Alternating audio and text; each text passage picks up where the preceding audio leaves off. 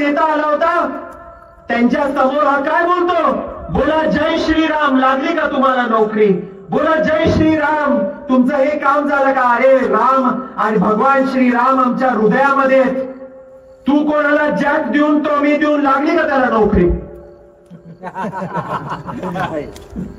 माझ्या होर्टी गावातील माझे वडीलधारी असतील, तरुण असतील, देव धर्म मानणारा हा माझा होर्टी गाव आहे. मला तुम्हाला एकच प्रश्न विचारायचा आहे, अरे ह्या काँग्रेसवाल्यांनी आपल्या देवाची, आपल्या रामाची हे टिंगल टवाळी करायची, हे मंदिर कधी बांधणार, हे कसे बांधणार आम्ही पण बघू. आणि तुमच्या डोळ्यासमोर या देशाचा वाघ पंतप्रधान श्री नरेंद्रभाई मोदीने भव्य राम मंदिर या देशामध्ये बांधून दाखवलं. त्या हजारो कारसेवकांनी ज्यांनी आपलं आयुष्य या राम मंदिरासाठी अर्पण केलं, ते फक्त त्या दिवशी माझ्या रामाची मूर्ती जेव्हा त्या मंदिरामध्ये दिसली, आपल्या डोळ्यामध्ये जो अश्रू आला, तो अश्रू तुम्ही 7 तारखेला मतदान करताना तुम्ही विसरू नका. हे आपल्या आस्थेचा विषय. अरे जय श्री राम बोलल्यावर आपल्या अंगावर जो शहारा येतो, हे आपल्या आत्मीयतेचा, आपल्या धर्माचा, आपल्या संस्कृतीचा विषय.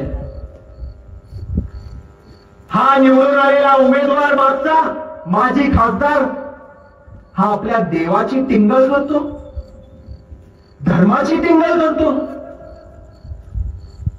तुम्ही बघा त्याचं भाषण.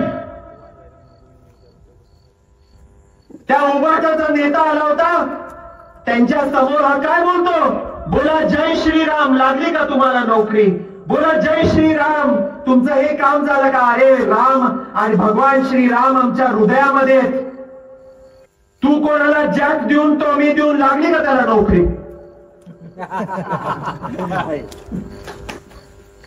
माझ्या धर्माबद्दल, देवाबद्दल बोलू नको.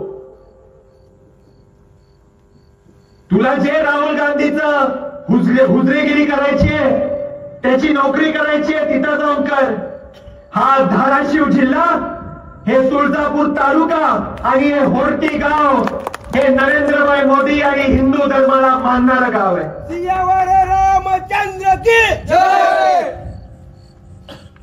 मिलिंदजी पाटील साहेब आज व्यासपीठावर आहेत. मला साहेबांना विचारायचंय, साहेब हा विरोधी उमेदवार मागच्या वेळेस आपल्या आशीर्वादानं निवडून आला का नाही आला.